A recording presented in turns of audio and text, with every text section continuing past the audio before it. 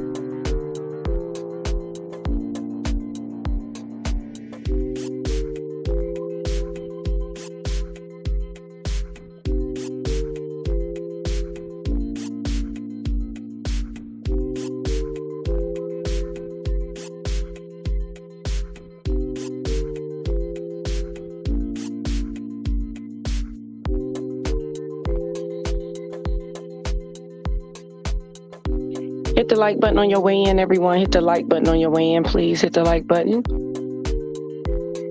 Good morning, everyone. Good morning, good morning. Good morning. It is a good morning.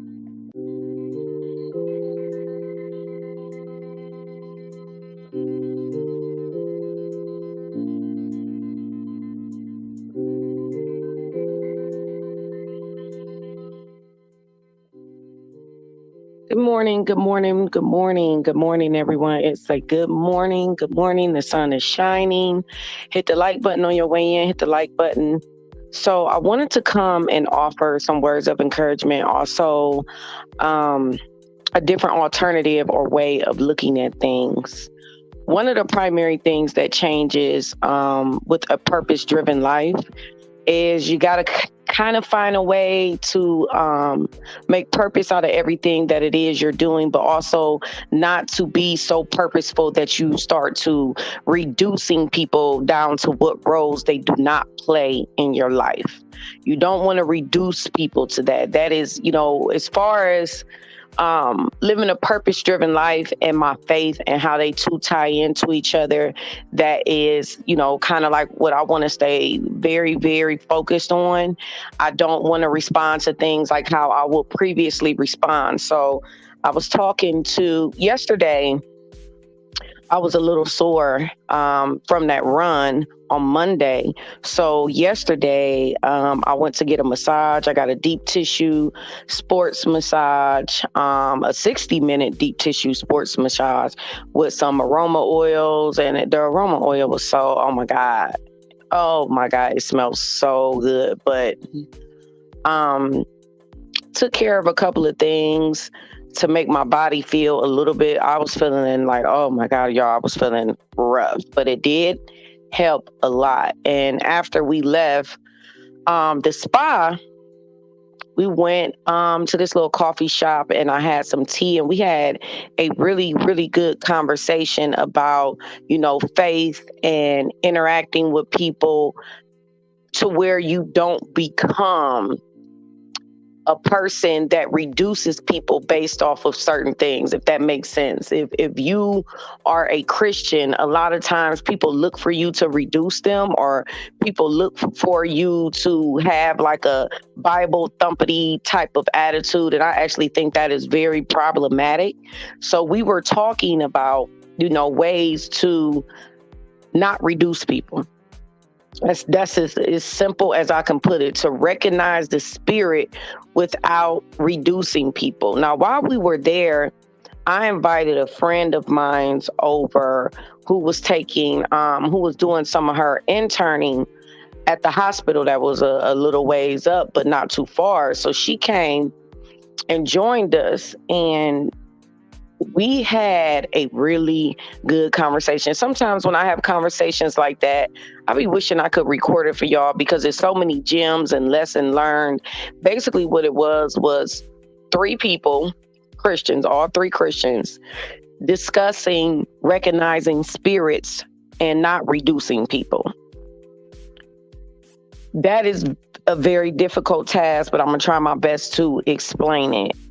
One of the conversations that came up, I don't know if you guys are familiar with this, but the Maverick City group, the Christian gospel group that has been being highly criticized due to some performances at the Grammys, and how people have been responding to them, calling them lukewarm Christians. It's just been a lot being said about that. I totally disagree with that. That will be a whole nother video. But we also were mentioning dating and inconsistency and all that type of stuff. So I'm going to say this. When it comes to me recognizing spirits as far as it pertains to dating, I think it would be exactly what I was telling y'all before when I was talking about, going on a date, recognizing right away that something is not for you in this situation. It really isn't reducing the person. It isn't, or you reducing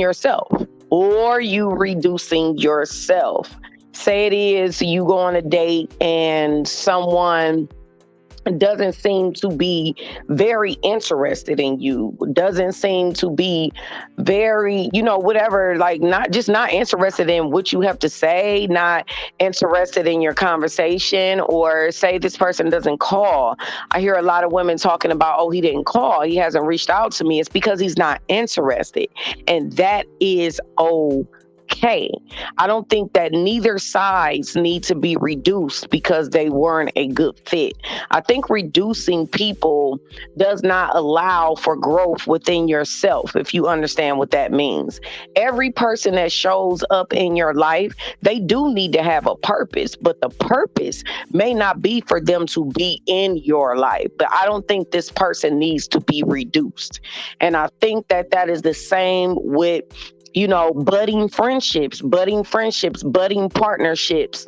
You don't have to reduce someone because they aren't on your path. They don't fit your purpose, whether it is a job, whether it is a potential date, whether it is a potential friend. Nobody needs to be reduced. If there is some type of outlandish behavior, outlandish lanes of like disrespect, just some chaotic behavior, recognize the spirit of chaos and recognize that person is struggling with some demons that don't fit your purpose. But reducing and walking with faith kind of don't go hand in hand together.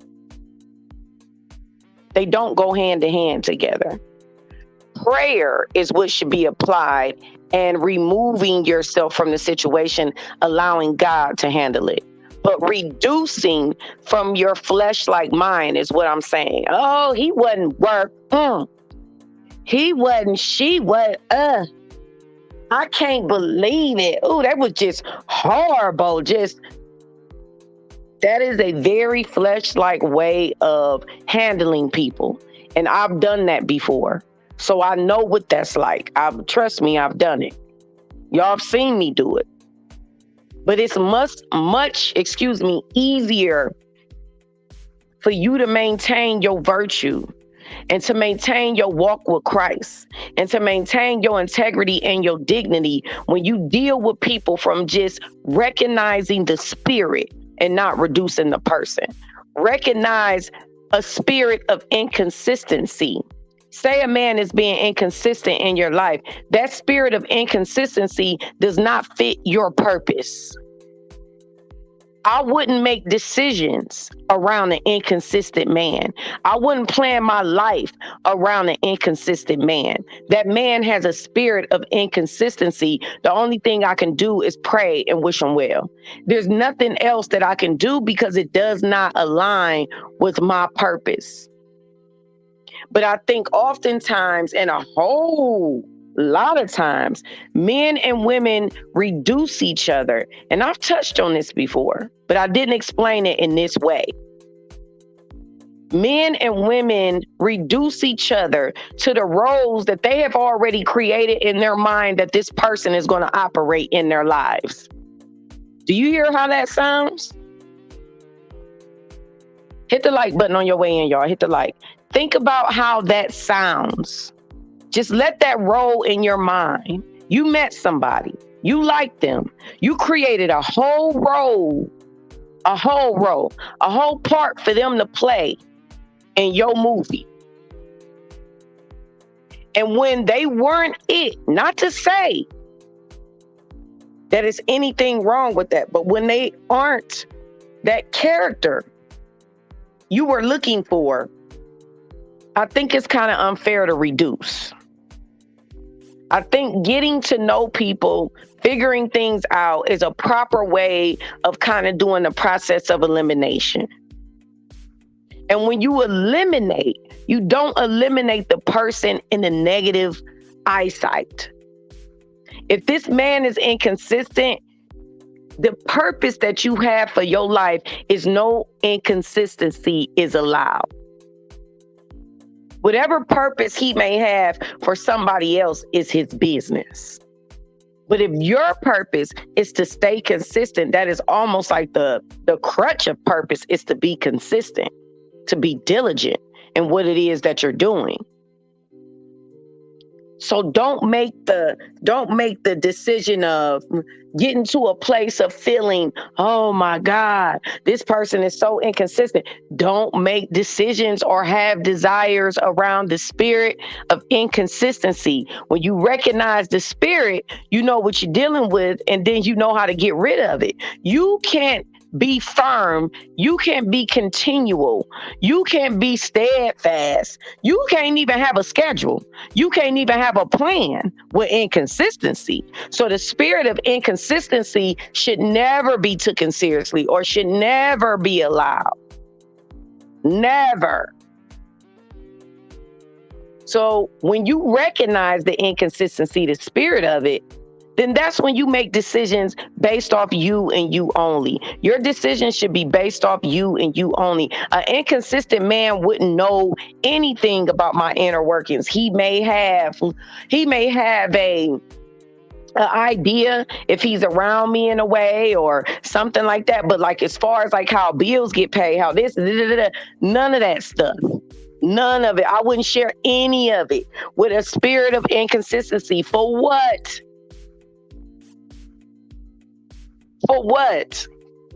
There are no daily phone calls. There are no daily texts. There are no, for what? That is a spirit of inconsistency. This is how you recognize the spirit without reducing the person. This is how you do that.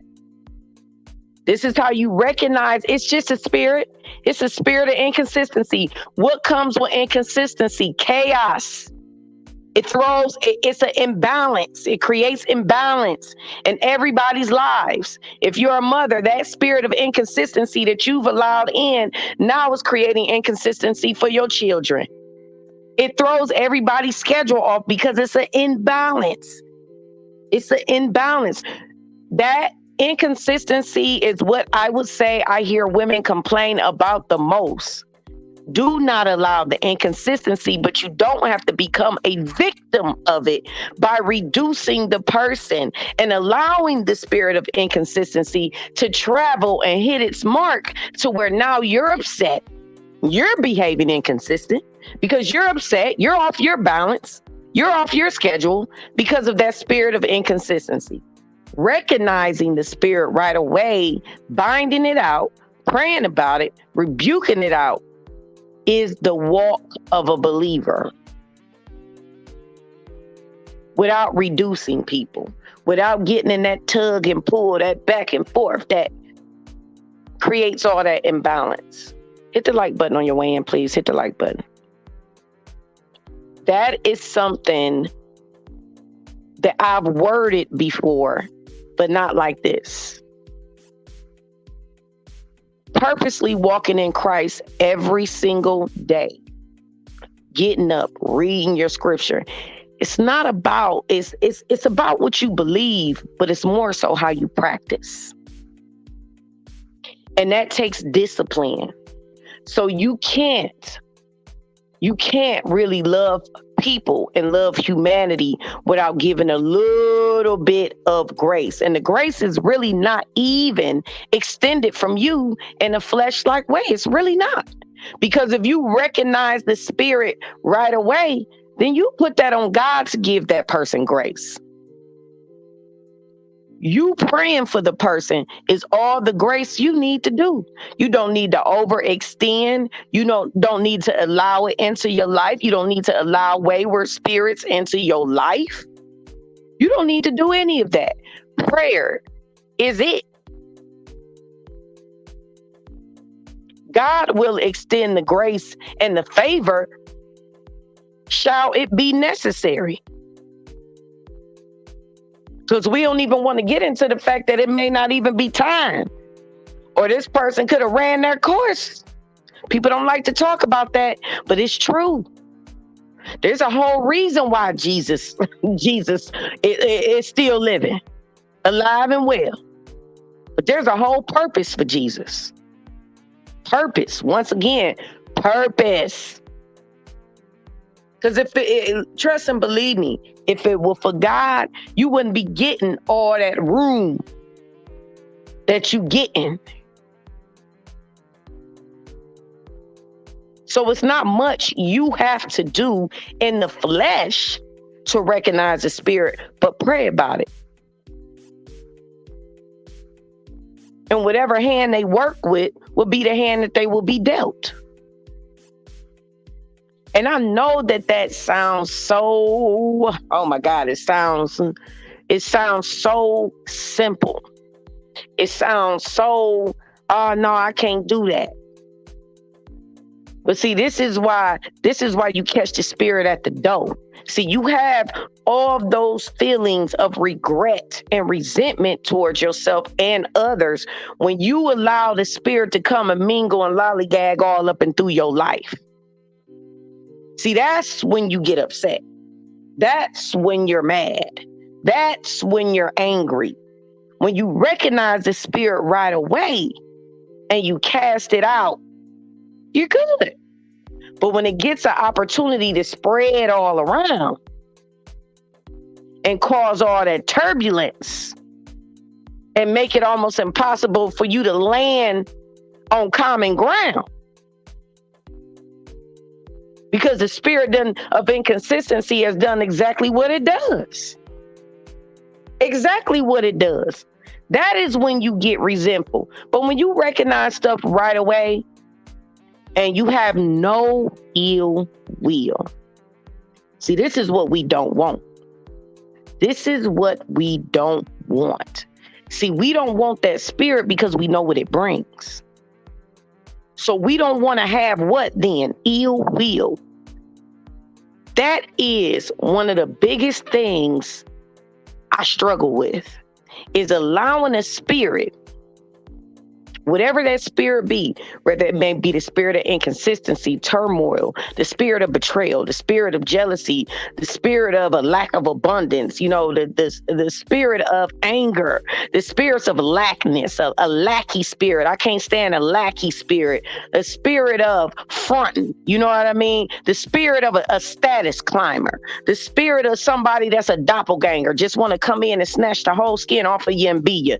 The spirit of a person that's imitating you can the challenge spirit, the spirit of challenging, the spirit of competition and not good competition. All of those things, the spirit of envy, the spirit of not being blessed. All of those things. Once you done allow whatever spirit it is, because you recognized it, but you didn't take your steps, right? You didn't go right to your purpose. You recognize it, and then you go right to your purpose. Like, that's not what I'm trying to do. I have a purpose. I have an idea of how my life is supposed to be lived. No. But I pray for you. And I know that sounds condescending, but it truly is not. It's about purpose. And all of that can come back to intention. See, a lot of people don't focus too much on intention. A lot of people actually believe that acts outweigh intention. They do not. They do not. They do not. I don't know who told you that in the world. The acts outweigh intention. Acts do not outweigh intention. Acts do not outweigh intention, and I'm going to tell you why. Your intention behind doing things will always keep you spiritually balanced. Always. Always. There is no other way around it. Your intention behind doing whatever it is you're doing is what always will keep you spiritually balanced. If you have a negative intention towards somebody and you being all nice, nasty, all up in their face, I don't care. I don't care if you take care of that person for a whole year. Your intention won't make you be blessed. Sorry. It is all about intention. Intention is the start. If you don't want to do it, don't do it. It is far too many people out here performing kind acts that ain't got a kind bone in their body. Nice nasty is what you call it. Nice nasty people. Performative people, pandering people.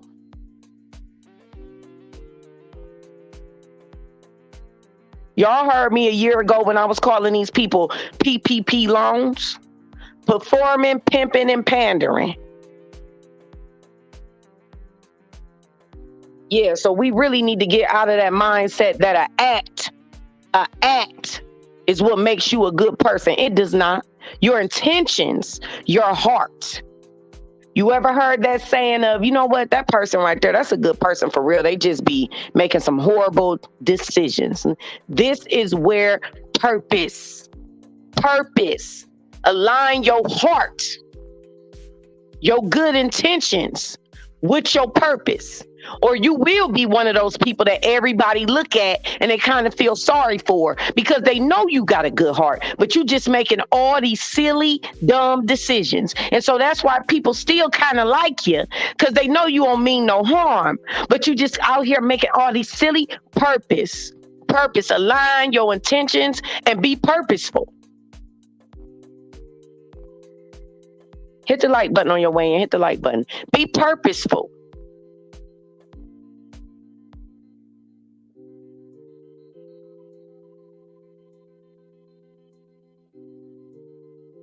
Far too often do people think they can erase the darkness in their soul and in their heart by placing a big smile over their faces and giving, even though they could care less. They could care less.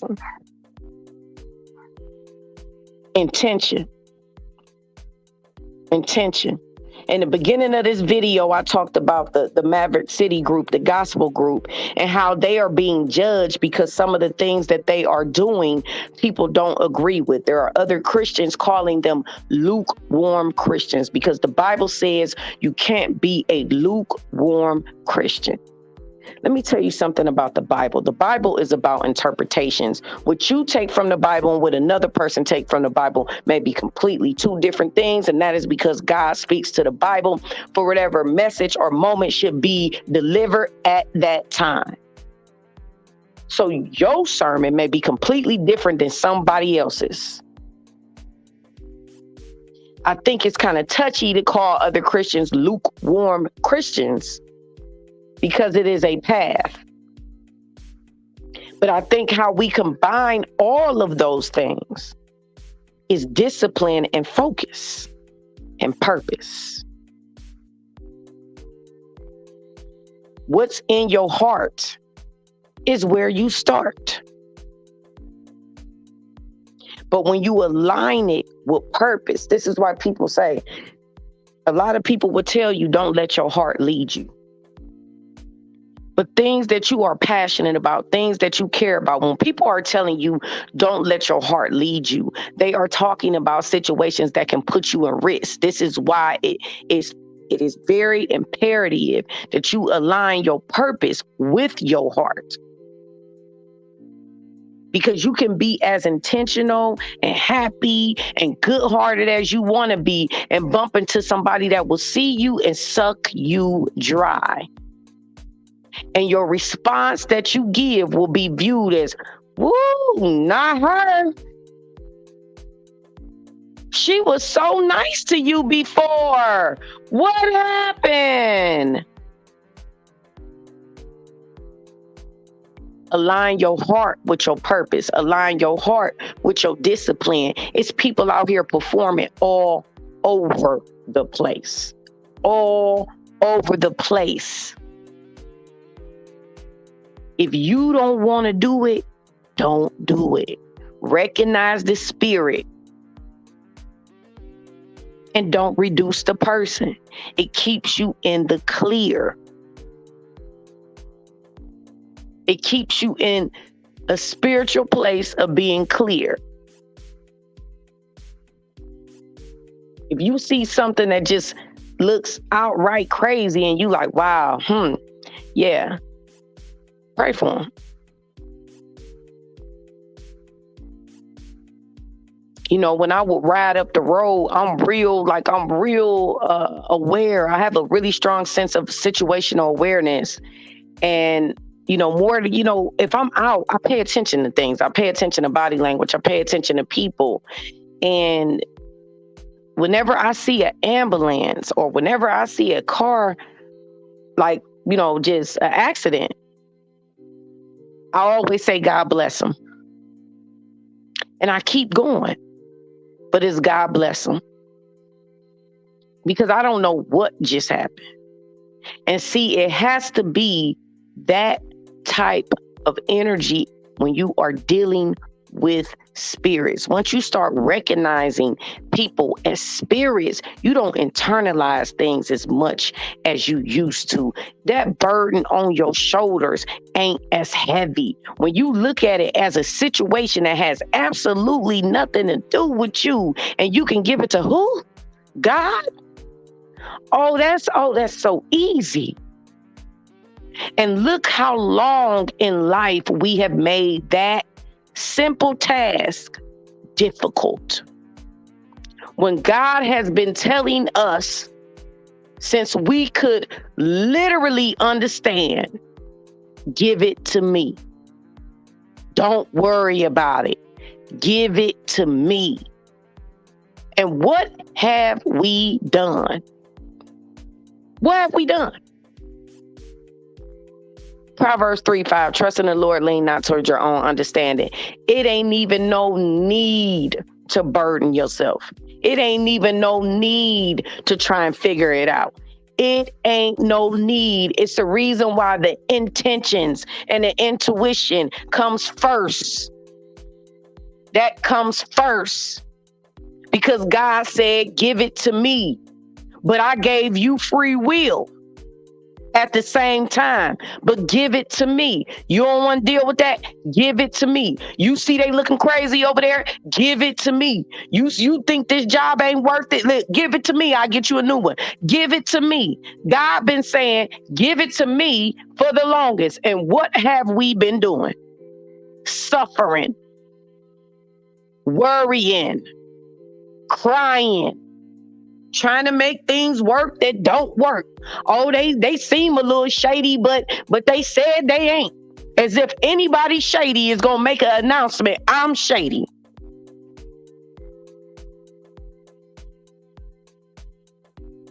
Proverbs 3:5, trust in the Lord, lean not towards your own understanding. It ain't even no need.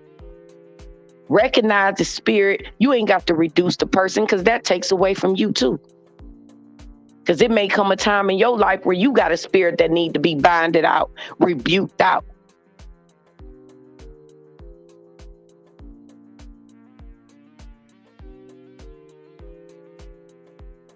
But if it has been written everywhere to give it to God, and we talking about in its infancy, we talking about an intuition and intention. This the first thought that crosses your mind when you assess a situation. Is God telling you what it is? But then waiting to see if you will do what he gave you the will to do, which is not lean on him, and then start getting in your own thoughts. Like, well, I mean, what the other day, or whatever excuses it is that you make. Because I know that's how it's done. You get that first thought.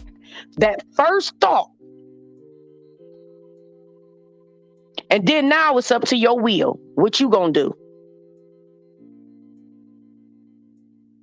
What you gonna do?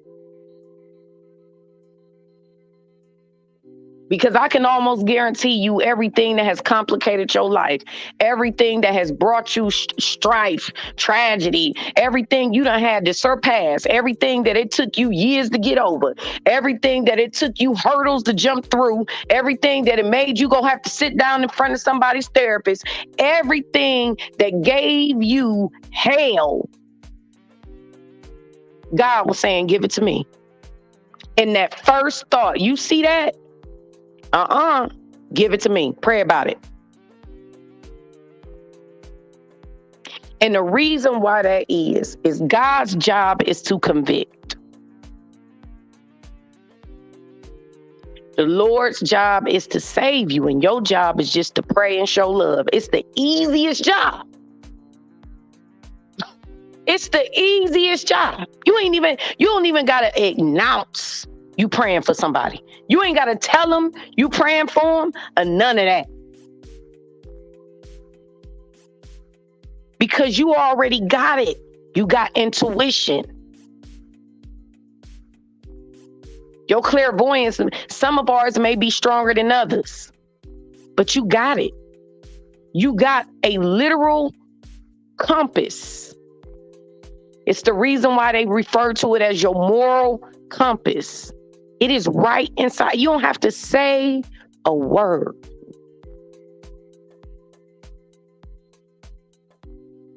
Recognize the spirit, move on, and live what? Free, burden free, stress free. Because once you pray, you know what? Once you pray about it and give it to God, it's what? It's handled. It's handled. So when you see foolish spirits, the spirit of hate, the spirit of the wealth snatchers, you know what I mean?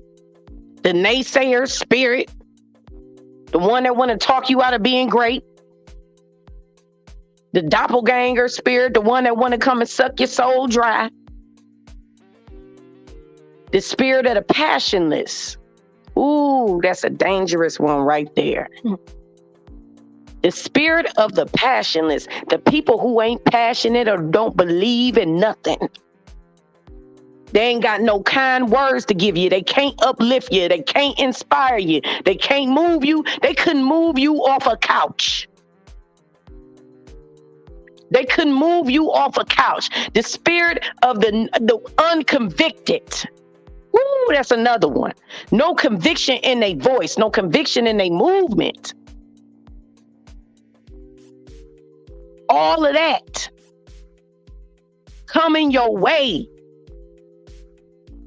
All you got to do is look at it, assess it, because it don't make you a good person. It don't make you a good person is what everybody is seeking. I'm a good person. I'm a good person. It doesn't make you a good person to invite confusion into your life. It isn't your job. There's somebody that already died for that. His name is Jesus. He died to save that. All you need to do is pray and walk away. That's if you're a believer. If you're not a believer, wish him well and keep it going. Either way, keep it going. It ain't your job to bring spirit of confusion, spirit of the unconvicted, spirit of the unmotivated, spirit of the unpassionless. That ain't your job to save. That ain't your job to provoke. That ain't your job to bring into your world. Everything don't deserve to be in your world.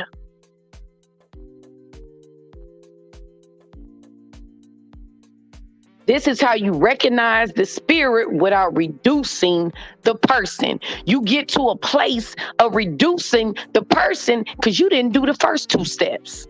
Let's talk about it. You ignored your intention. You ignored your intuition. And you took it into becoming this fake good person. Well.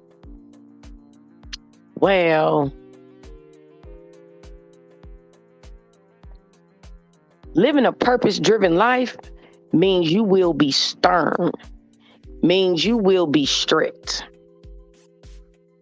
means you will have compassion and love, but not at the expense of your serenity and your peace. You cannot make decisions based off of all of those spirits I just claimed and mentioned and talked about in this video. Those are spirits that you have nothing over. It's steps that need to be taken for spirits like that. And it ain't got nothing to do with you. You can't do it. Hit the like button on your way in. Hit the like. I see people not even realize what you are doing. You almost walking around with a bucket collecting spirits of controversy and chaos. And you just walking around with a bucket. Thank you. Oh, that's the spirit of having no passion. Thanks, I'll take that. Oh, the spirit of inconsistency. Bring it on. Let's be inconsistent together. Oh, the spirit of no abundance. Oh, you'll never get nowhere. Come on, girl. Oh, the spirit of the downtrodden and the heartbroken. Come on over here. Let me patch you up. Hey, you over there.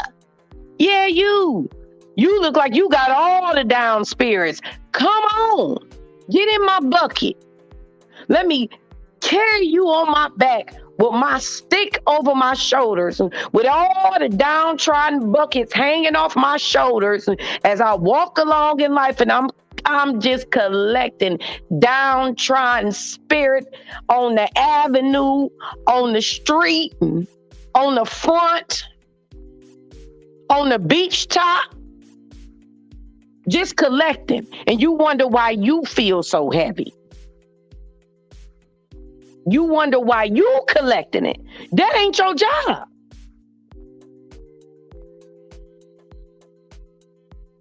Purpose driven.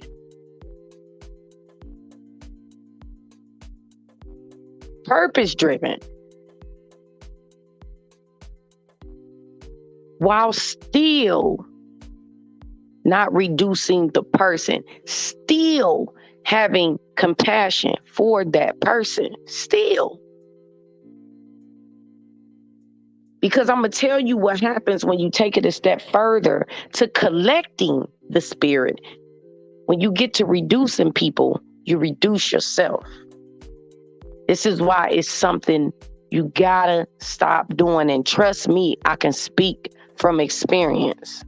You reduce yourself when you point out the downtrodden spirits in people. Some people's downtrodden spirits are way more sinister than others. But once again, God said, give it to me. What are you doing over there? Give it to me. Because when you reduce and you speak that, you reduce yourself. And here's where we go with that. If you wait long enough and you see long enough, this is where I was talking about grace earlier in this video. And one thing I'm learning is that my extension of grace for people was way too far, wide, and vast. I ain't God. I'm not God. It's not my job to extend that amount of grace.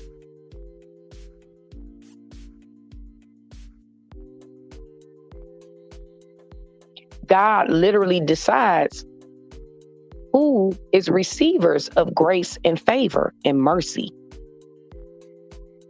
You don't, because you ain't God. So when you sit and you wonder why you feel so heavy, because you up here probably giving away your grace and your mercy and your favor to somebody that don't even deserve it, that God feel like don't even deserve it, done ran its coast, done did enough, done said enough. Intentions were never pure anyway. You don't even know this person running around here saying this, doing that. You don't even know. You ready to woo-hoo, jump in and say this person. And God is looking at this person like, no, you need to suffer a little bit more. You done sat up here and gave your grace away. Let's talk about it. You ever meet somebody just down and low and then you throw and you bask them and you bathe them in your grace and your favor. Now they doing better than you. You gave your grace and your favor and your mercy away. You gave it away. God was sitting up looking at them, watching them, suffering because they deserved it, because their intentions was never pure to begin with. And God knew it. And here you come, Miss Good Person, Mr. I'm a good person. Living by that mantra of being, I'm a good person. You want everybody, oh, it's such a good person. They're such a good person.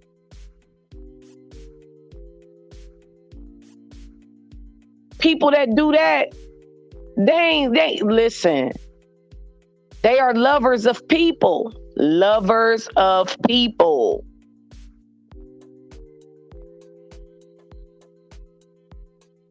This is why they ride so hard on the act and not the intention.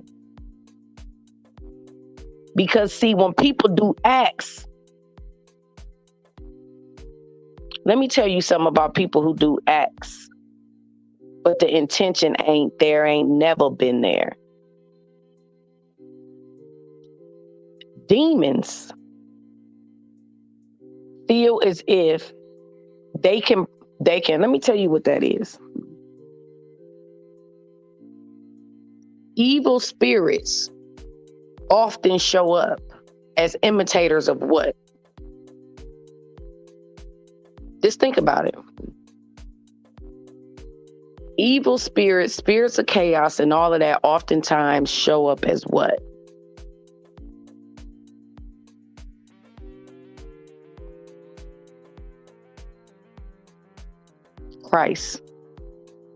Christ-like behavior. So this is why a lot of those people, people like that, it takes a long time to see that those people ain't right. Because they're imitating the good intentions of what they know to be right. I can guarantee you that. And they have become very good at imitation. And to those of us that sit and look at these people and we know what's up and we call it out, because people are more focused on acts instead of intention, instead of, did a person really do this out of the kindness of their own heart? People are more focused on the act. People don't care. It's all about instant gratification in the world we live in. They don't care why you did it. They just want you to do it. Period. And then there are some people that have integrity that don't want you doing nothing for them unless you meant it, unless you really wanted them to have it.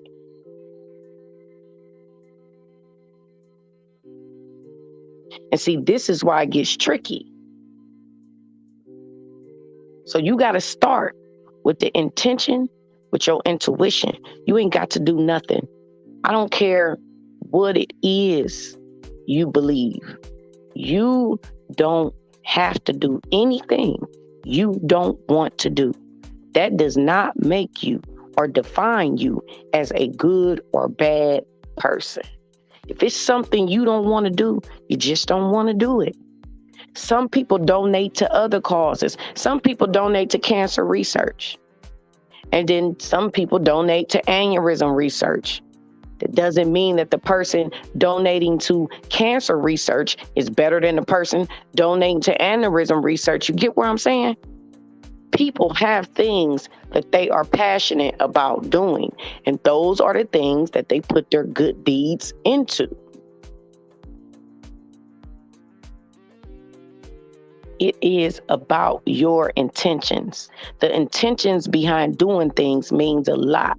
And this is why you see so many people in countless chaotic situations, because of the intention. Either the person didn't receive, either the receiver was a taker and not a giver. Whether it be your good time, your good faith, your encouragement, it doesn't matter what it is. This is why you stop the spirit without reducing the person, and you won't even end up in all of that tragedy and chaos. Because it doesn't make you a good person to deal with negative things. Even when you don't understand it, even when you don't have all the intricate details, it doesn't make you a good person. If someone shows up with the spirit of disrespect, you ain't got to get in the trenches with them, but you ain't got to deal with them either. And that sounds so simple, but you will be amazed at how many people try and make sense out of foolishness. And then they invite all of that drama into their life. And then now at this point, what they say about two fools, you can't tell who's foolish or not at this point.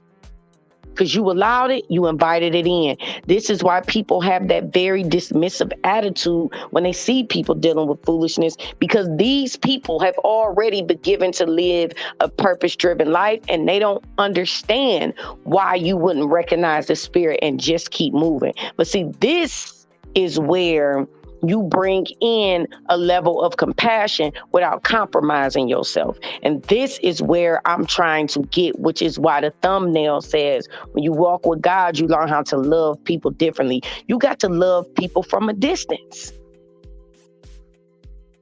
From a distance. From a distance. You ain't even got to allow it to a place to where it may make you come out of your hookup. You just ain't got to deal with them at all. At all. At the gate. And this is how you stay on your purpose-driven path. It ain't about hate. It ain't about judgment. It ain't about none of that. That's why I was talking about dating earlier.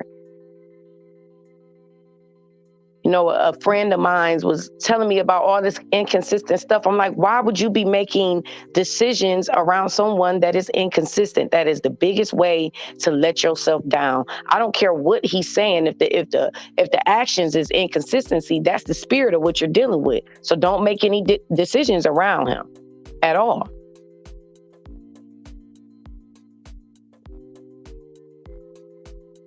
At all. You don't have to. It's pointless. And I think that's what I want everybody to take. It's so many things you don't have to do. You don't have to be bothered with nothing you don't want to be bothered with. It's so many things you just simply don't have to do.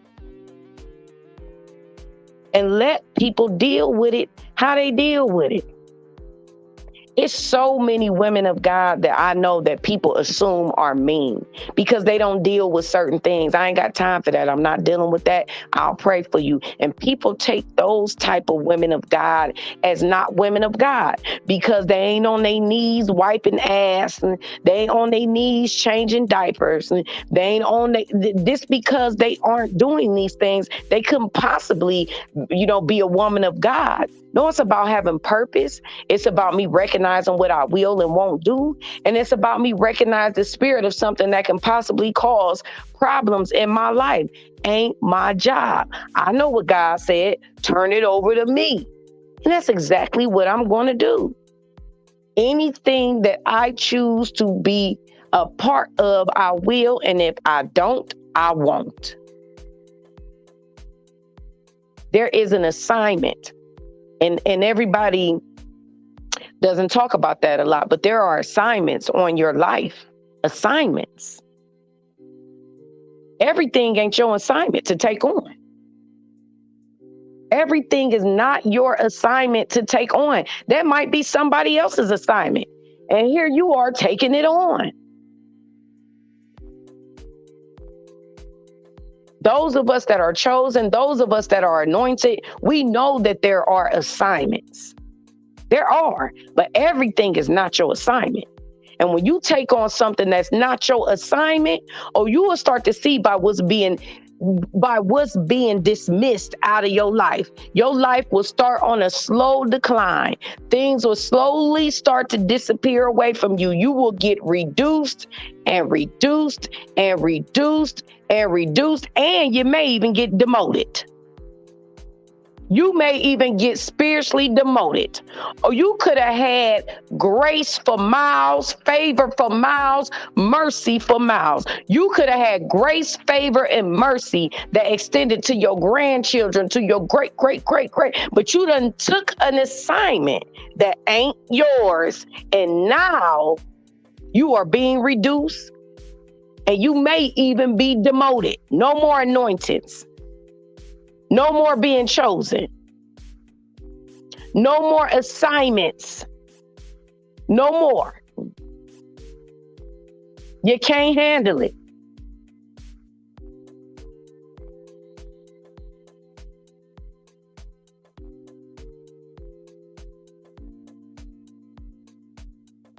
It's a lot of things I'm telling you that you can do. Recognize the spirit. Just recognize it. You ain't got to call it out. Recognize it right away. Because the way that you get to a position of reducing that person, you start reducing yourself as well. The person's intentions ain't never been good, ain't been good from the start. Ain't been good from the start. When the darkness sees the light, we know what happens. But when you leave it in the hands of where it's supposed to be and where it will always dwell, you don't bring none of that into your world and into your life and throwing you off of your alignment and your assignment.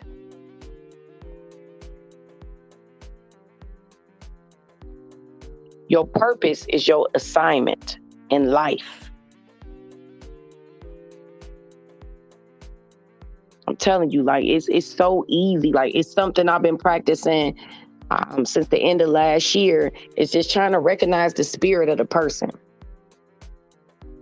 seeing it for what it is, applying it and unapplying it. Just looking like to see if it fits. Oh no, this doesn't fit. But I wish you well. Pray for you. It's so serene. It's so peaceful. And I was just talking to somebody about the serenity prayer. God, help me to recognize the things that I cannot change and encourage to change the things that I can. That's being on your assignment. God, help me to recognize the things that I cannot change and the courage to change the things that I can. The courage comes from your assignment, what you're supposed to be doing, what all the chess moves and everything will move out the way for you because you're on your assignment.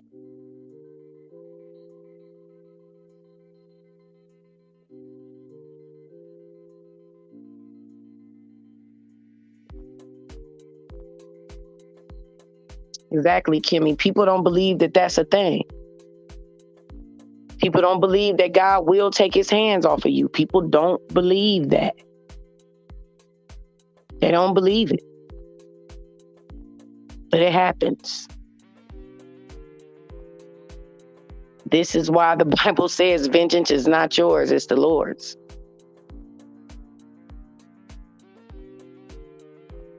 Sometimes I wonder, man, you better listen. Hey, Hassan. Hey, Faith. How you doing?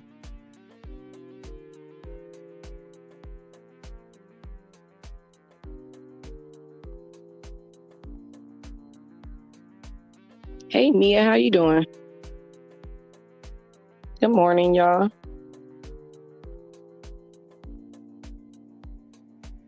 When I made that post over there on the original Womansphere channel, Faith, for some reason, I just knew you would be the one to respond to it when I was talking about routine and stuff. For some reason, I just knew you would have some routine that you go over. Oh, speaking about routines, because I'm going to wrap that part of the video up. I just wanted to talk to people about recognizing spirits. Basically, to summarize that is just to trust yourself. Trust yourself. Trust yourself without reducing a person, without, making it have to go all left and crazy. Just trust yourself. Trust yourself, because that's one of the biggest things that keeps you in alignment, that keeps you on your path, on your own assignment, your God-given assignment. Just trust yourself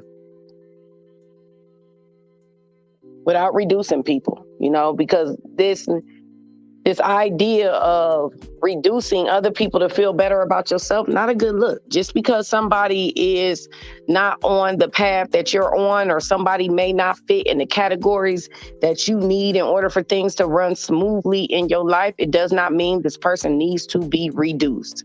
When you start reducing people, it's probably because you ignored the natural law of the process of elimination, which is you're following your intentions and your intuition. When you make it past that, then now you're operating on your own will. You're operating off what you think you need to do in order for this situation to be whatever it is you want it to be. Whether it be a man, whether it be a friendship, whether it be a job, you were given will, but it's consequences that comes with you using your own will. This is why when you hear a lot of people pray, they say, God, let your will be done, because that way it removes you from suffering, a lot of suffering. A whole lot of suffering, unneeded suffering. Some things you can't get around. But there have been so many warnings, like the weapons will form, they won't prosper. Yeah, they will form. We live in a world. Where you think we live at? Some safe, you think because you're a Christian or whatever it is you believe, now you're safe. You're just safe. No, we live in a world. So they will form, but you having that intention, that good intention, and intuition is what prevents you from allowing it to prosper. From allowing it to prosper. From allowing it to, it can only prosper if you feed it. It can only prosper if you feed it. So that's really all it is recognizing, taking the steps. There are spiritual steps. Your intention, your intuition, and then your decision making. It's up to you what will you choose to follow after you've been told. It's up to you. As for me, I choose to follow the will of God. The suffering days is dead. Those days is done. Those days are done. And it's like when you think about it, that's literally what I've been talking about in the videos I've done since the end of last year and the beginning of this year. You know, the language, the words are coming together more for what it was I was trying to say. Like I was explaining to y'all when I went running on Monday, it was a light bulb moment. And that is who I went to get my massage with yesterday, to get that sports massage. It was, oh my God. You leave out of that place just feeling like it was great, y'all. I had a really, really good day yesterday. But you know, talking to a level-headed Black man is almost like a foreign concept to me. So it was really like refreshing to hear. Sorry, y'all.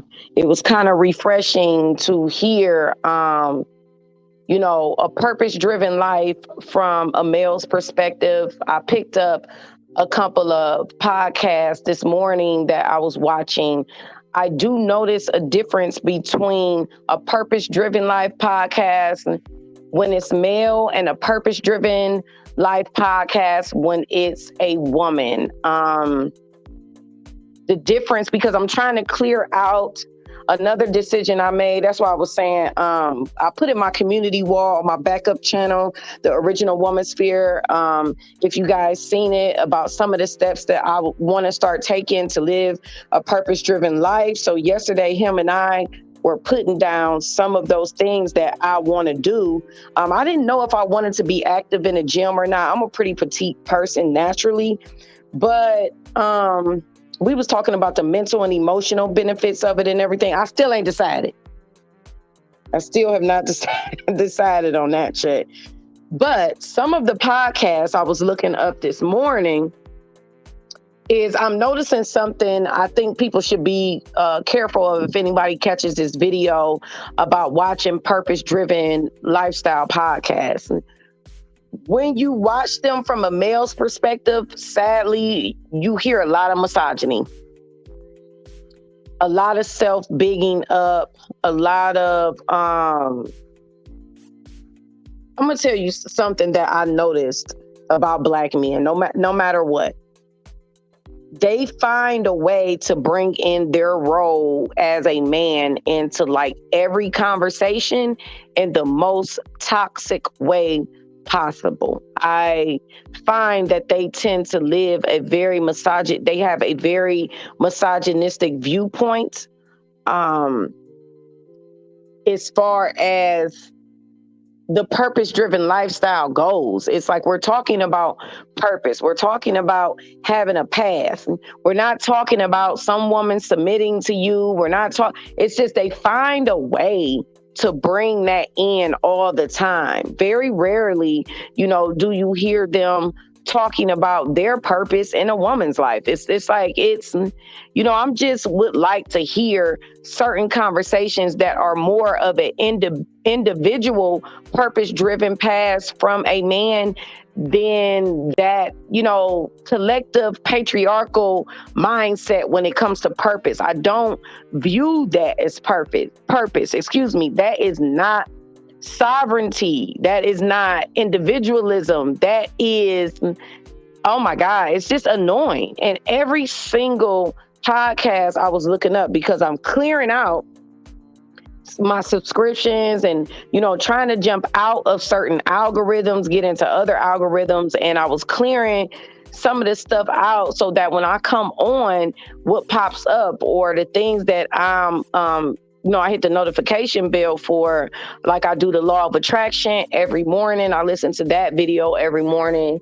And I'm noticing that the men have a very difficult time talking about a purpose driven life without talking about ways to reign over a woman or to dominate over a woman. I just really ain't trying to hear that. So I watched a couple of them. I only seen like one very boastful, very bragging, very macho. I'm the man. I don't want to hear that. I don't want to hear that. I hear enough of that. Just a regular conversation with a man is enough of that. That is just enough. That is so tired. It is so through. Once again, like I said, recognizing the spirit of misogyny. Recognizing the spirit of misogyny and binding it out. Like, yeah, I ain't trying to hear that. I'm not trying to hear that. No, listen, maybe you still got some areas you need to grow in your manhood, but I'm not trying to hear that. If the only thing you think is accomplishing is if you can get a woman to listen to you, I'm not trying to hear that. I just don't want to hear that. If that's at the forefront of your mind, there's some things that need to be cultivated in your mind. So we were having that conversation, and one of the things he said to me was this, and it really stood out because I'm starting to hear this a lot. And this is the thing, y'all. I'm going to tell you something about imitation and why some of us got to really watch our words. And y'all know I love to talk about that analogy of the 85% are sheep, the 10% are leaders, and the other 5% are observers. The observers create the spiritual wavelength. People hear the things that we say and then they take it and they run with it because they ain't even thinking that far ahead, period. And so then you get all the performers, the pimps and the panderers, and they run a talking point in the ground, waiting on the next time to stumble across some observer somewhere, just doing what they do. Because most observers, most of us are introverted, most of us are homebodies, most of us, are to ourselves. We ain't all loud and, egregious with it. So a lot of times you have to literally stumble across some of the most impactful, profound words that it is that we say. Some people are just on the internet. They're not influencers. Real influencers influence people in real time. And one of the things that he said to me was about 12 years ago, he stopped being friends with men who cheat and men who sleep with a lot of women. And he was like, I just found that it just wasn't on my purpose. A lot of men that do stuff like that, they're not trustworthy and they don't make really good friends because they don't promote for you to rise to the highest level. He said he stopped having friends where men who only believe the only thing that makes them, this is what he said that really stood out. He said, some of the stuff he's saying, I've already came to terms with, but it's just kind of refreshing to hear somebody just make comment, to hear a man talk common sense. Men, for some reason, to me, they just don't have common sense. And I don't know what that is, what that spirit is, but it definitely needs to be prayed about. He said that cheaters and men who talk the most and believe that their only worth is protecting and providing, it's a certain type of man that believes that. And I was like, mic drop. Mic drop. Mic drop. Ding, ding, ding. This man is a Sigma. Ding, ding, ding, ding, ding. The alphas are the ones who run around bragging about protecting and providing. Listen, when these men, let me tell you what I hear when I hear a man saying he's a protector and a provider. I hear abuse. I hear inconsistency. I hear emotional damage. I hear mental abuse. I hear, at the most extreme case, SA and physical abuse. When the only way you can describe yourself as a protector and a provider, I know it's something wrong. Once again, the spirit of performing. The spirit of performing. The spirit of performing. Hit the like button on your way in, y'all. Hit the like. And purpose, aligning your purpose. You know, it's really sad to hear that, 12 years ago, when he made this decision, he lost a lot of friends that he went to college with, graduated from, and he's older than me. He's in his late 50s, but he lost a lot of friends. And it's very crazy that when you start like the purpose-driven life, like things come to you gradually along the way. Like, y'all are going to hear me talking about my journey. I'm going to try and put things together. I'm going to try and create steps to this new life that I'm living and everything like that, because things do come to you gradually. He started a purpose-driven life over 20 years ago. It wasn't until 12 years ago, he said he was in it and he was wondering why he was not impressed with a lot of the things his friends was doing. He started to really look at them as men of no substance, like they didn't have any substance. They didn't have any courage. And I think that courage is the biggest word, I think, for a lot of men, because they value the opinion of the collective of men, not realizing the value and the collective of men operate off the patriarchy. That is a very low vibrational place to be in. It's not even a position of God. These men are absolutely viewing themselves as gods, so they can't even submit. And we all know that you have to submit to God before you can even place value in a woman's life. So it's like all of that bravado and all of that stuff that goes on, all of those things that are happening, you learn. He didn't start realizing that he was unfulfilled in his friendships. And didn't I tell y'all when I did my purpose video, that was the thing that I noticed the most. I started realizing I was being unfulfilled in certain situations with people. I just was not getting, they weren't giving what it was supposed to be given. They weren't deep enough for me. You know what I mean? They were very surface level people, status climbers. I can't stand a status climber. I cannot stand a status climber. I can't. It is annoying. I can't stand classism, elitism, materialism, like all of those things. I can't stand those things. I'm not impressed with none of that. And I started to recognize that a lot of people were impressed with things that I just, the conversation wasn't enough for me. It wasn't enough for me.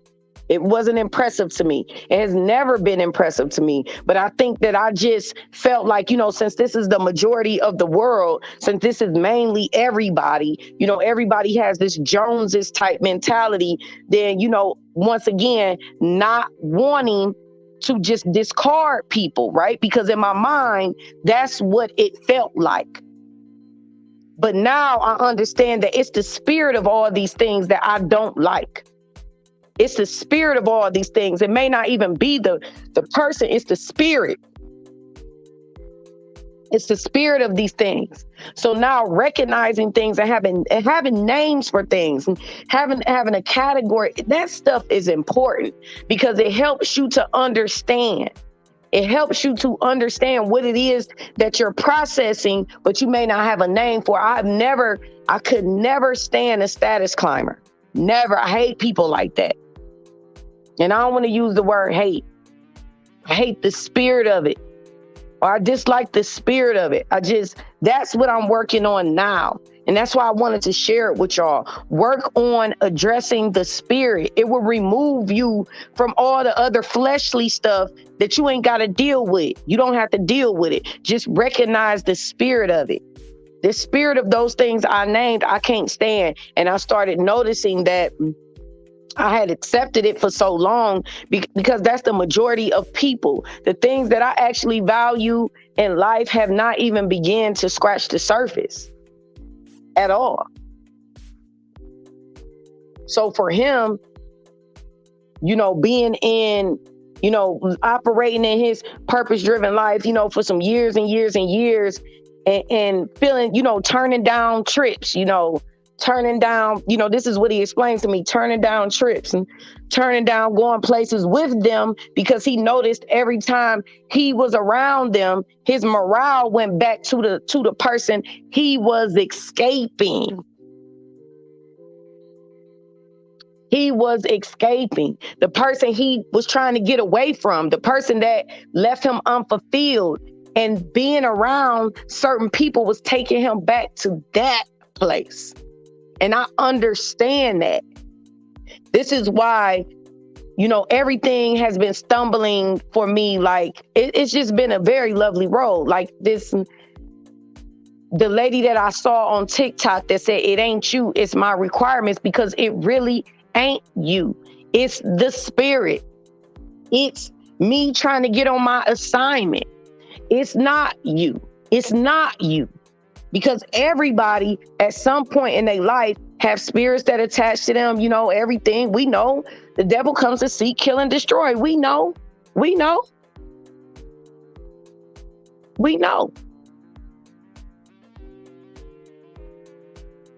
But it's how you define things. It's how once you are able to define things, it makes everything so crystal clear. Because that's what it was for me too. I didn't even know it was purpose. I just knew I started getting tired of things. I started, you know what I mean? And I mean like tired, not mad, not tired, like depressed, but just like tired. You know what I mean? Just like seeing things and like, this is just not it. You know what I mean? Just having that thought, like, this ain't it. Not this. This is not it. But being able to recognize the spirit is a blessing. That is a blessing that I receive. Because one thing I don't want to do is really run around being mad at people for being people. I don't want that to be a part of my path and walking with Christ. I don't. I want to understand that we are in the world and there are fleshly desires, and people will fall victim of those fleshly desires every minute and every hour and every second of the day. Every minute and every hour and every second of the day. So I never want to go back to that place of just being condemning to people. I want to be able to recognize spirits so I can properly pray for people from an intentional place and not from a place of feeling like it's something I got to do. No, I want to be intentional. I really want to do it. I want to do the things that I do. I don't want to do anything begrudgingly. Anything. I don't want to do anything begrudgingly. I want to do the things that I do. And the things I don't want to do, I don't want to do. But in the meantime of having that aspiration of wanting to do things, that is something that has to be worked on, because it is some people I look at and I'll be like, absolutely not. And not the nicest way. So everything has to be worked on. But it's like recognizing those things is beautiful. So for me, that was for him, he did, and I'm, you know what? It was very good conversation. I was wishing we could have had it with y'all, but that was the thing I recognized first, is that people around me just wasn't cutting it for me no more. I stopped calling people. I stopped reaching out to people. I started pushing people away, some more aggressively than others. And I started doing all types of stuff like, no, absolutely not. So that was like the first thing for me. That took him years of doing.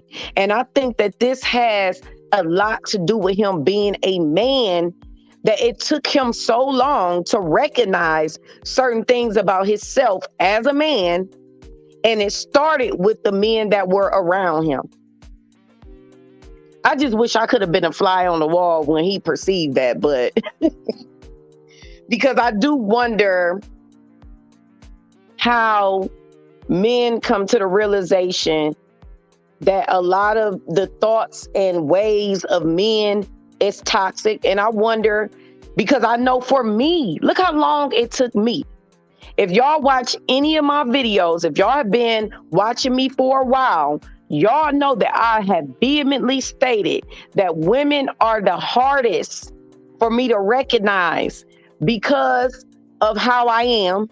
Women are the hardest for me to recognize right away. And if I do recognize it, I make excuses for it because it's a woman. And I always would look at it like she probably done been through a lot with these men, or she's a woman. It's hard on us out here. I don't want to be hard on another woman. And the fact of the matter is, you don't want to be hard on another woman. That's why you got to recognize those spirits so you won't find yourself in those fleshly things that God tried to warn you about. Now you're down here reducing people to people. You didn't recognize the spirit. You took your own will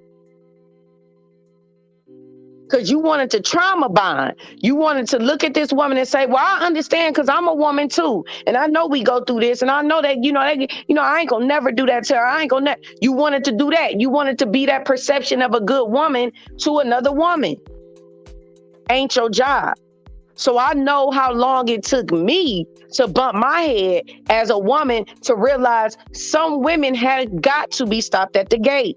Because once you get entangled in all that, nobody knows who's who and what's what. So you can't just think, oh, it's a woman, she going through stuff. Oh, I know how other women judge me. I know how other women have judged me vehemently. And since women judge me, I want to be understanding to the other woman that women judge as well. Not my job. Recognizing the spirit and not reducing the person. It makes it easy for you to move on. But it took me a long time to get that about women. Real easy with men, but it wasn't so easy for me with women. So when he was explaining his journey with men, I had to, understand it, because at first, y'all know how I am. I started to jump in there and be like, why? But then I had to think about my own journey. And when you recognize a spirit, it ain't got a gender on it. Hello? Anybody there? When you recognize a spirit, it ain't got no gender on it. It ain't got no gender on it. So you don't even get to bring the gender war rhetoric of, these men. You don't get to bring, you don't get to bring that in. You don't get to hide behind that. So even with that, God is working in my life as far as this gender stuff, because y'all know that's another thing I've been saying, how sick and tired of it I'm getting in and working through that. So that's another thing that God is blessing me with, is to start to recognize the spirit in men more deeply and not throwing my hand on my hip and getting into that he's a woman and I'm a man and all of that. So it was real refreshing to listen to him, kind of go through the process of, recognizing his circle of friends was full of misogyny, was full of chauvinism. It wasn't God-like enough for him. Just all of that, coming to terms with the sexuality, part of his life, not just being out there, lusting and working on lust. He said lust is something that he still prays about, which I understand that, because lust is, I wonder, do women struggle with lust as much as women do? Women as much as men do, I wonder. But he said lust is a struggle as far as his purpose. What else was it?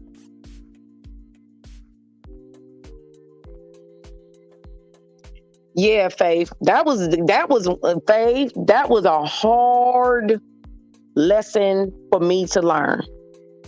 Very hard. And quite frankly, what I got tired of, y'all, is embarrassing myself.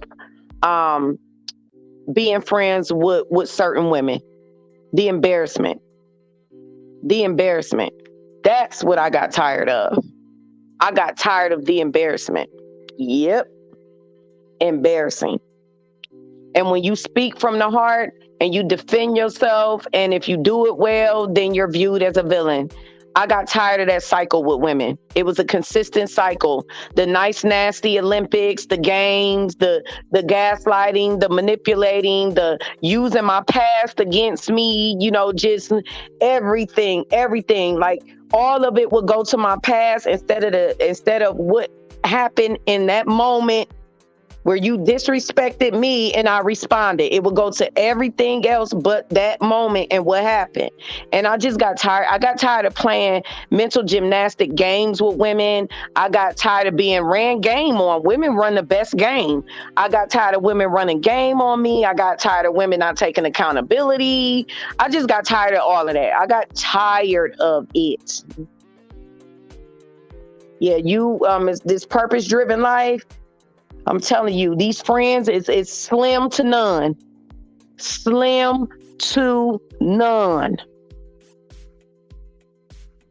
Doesn't take away my love at all for women as a collective, but as far as like my personal, I can't. Like, I'm sick of the embarrassment. It's too much embarrassment for me. It's too many games. And quite frankly, I'm too old for it. Too old. I don't want to partake in it anymore. But it was crazy to me to hear a man kind of say that. Now, I was, asking him significant questions because I was very, very intrigued by him saying, that was one of the biggest things he had to cut out. These were like, men he went to college with and all types of stuff, had been in their weddings. He said, but, the cheating on their wives and stuff like that, he said it was making them lose sleep at night. And that's crazy. Turn your life around and you losing sleep at night because the man you call your brother, your friend, they're cheating on their wives.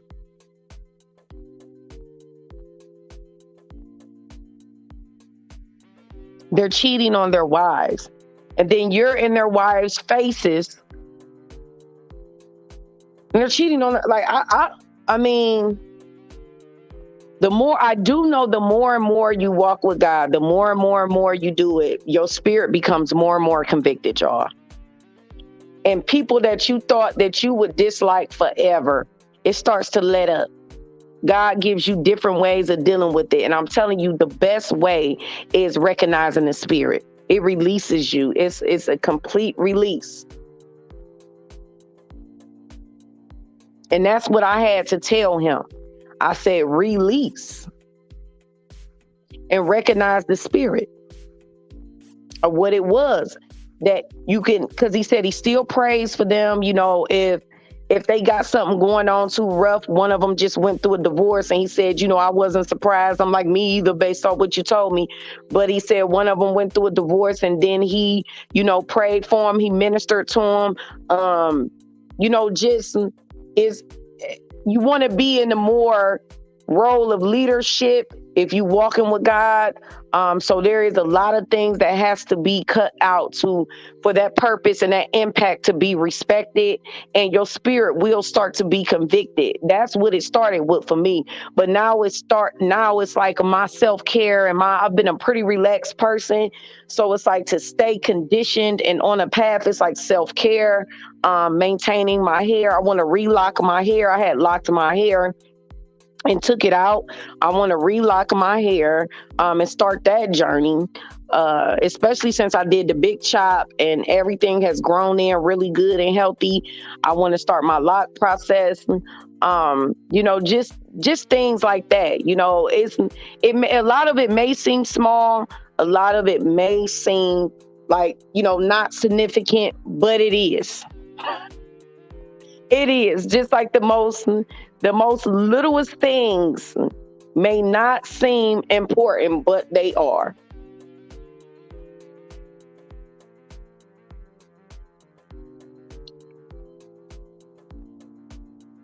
You know what, Hassan? I was like, it's starting to, and I literally, the redirect and the rebirth of men that I was talking about, it is happening. You know what I mean? It is happening. Some men who didn't see the significance of their misery, the significance of their misery. Some men are dealing with an inner misery by the way that they live their lives, the way that they treat women, and they are running around here acting as if everything does not consistently keep falling apart. And they want to be, why is this what it's, and they want to blame it on the woman. It ain't the woman. Things are falling apart for you because how you treat women, because how you treated that woman 3 years ago, because how you left that woman over there destitute and broke some years ago, because how you cheated on that woman and left her with a baby. All those things that you did, this is why your life will not ever add up. If you keep living a show over and over, and you want to hold on to this patriarchy over and over, even though you see it is draining you of your soul, keep it up. Keep it up. Keep it up. But it's very good. It's very refreshing to hear that, especially when you remove, the gender concept of the conversation and you just talk about the path. You just talk about what it is you're trying to do. And then you find out that the struggle is very similar, just sitting there talking to him. He has over 20 years of experience of living like a holistic life, eating clean. He's vegan, just his faith and everything like that, of just being consistent with everything for over 20 years and, living a life of sovereignty and peace, and how the steps and everything came in. You learn along the way. But when I gave him the words, because he gave me some words, he gave me purpose the other day, I said, it's just recognizing the spirit. That way you won't hold that weight on yourself. We don't have control over spirits. I think they see it too, Hassan. They be acting like they don't. But I can just imagine how it eats them up at night. Mistreating so many women all the time, just playing games all day long. Nothing better to do but to play in the minds of people all day long, playing in people's minds. Ain't nothing good about that. They ain't getting no peaceful sleep. That's treacherous.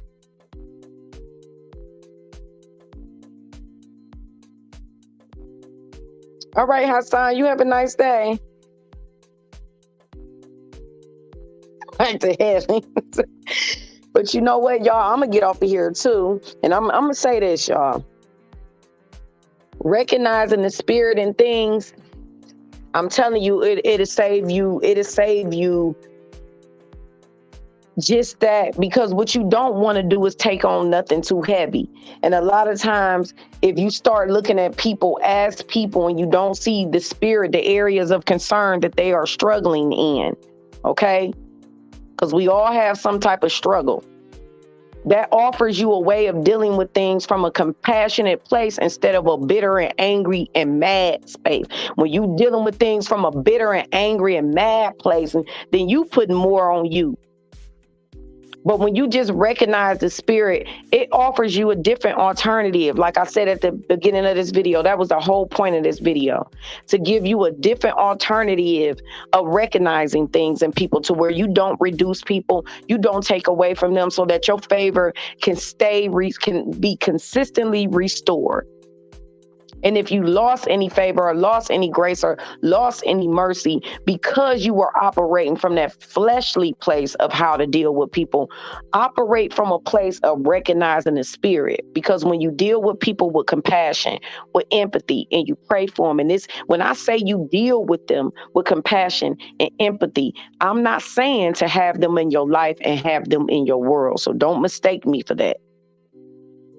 I'm saying to just have an understanding heart that, yes, this person seems to be going through some things, and I don't think I can invite that into my life, but I will pray for this person. And to truly mean it, to truly be intentional about it, to truly, truly mean it, to mean it. to really care that they make it out on the other side without extending yourself or obligating yourself to just truly mean that they will be okay. Hopefully they will be okay.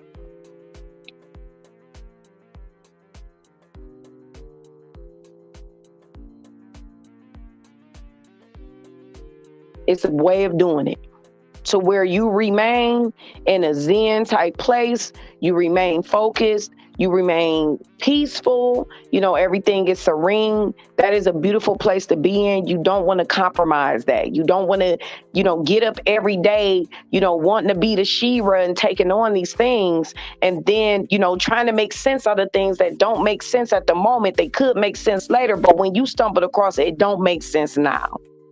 Okay? It don't make sense right now.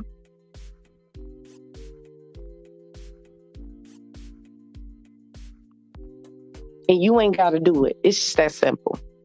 But the other alternative is just, recognize the spirit. Don't reduce the person and just move on with your life. That's it. You don't owe anything else.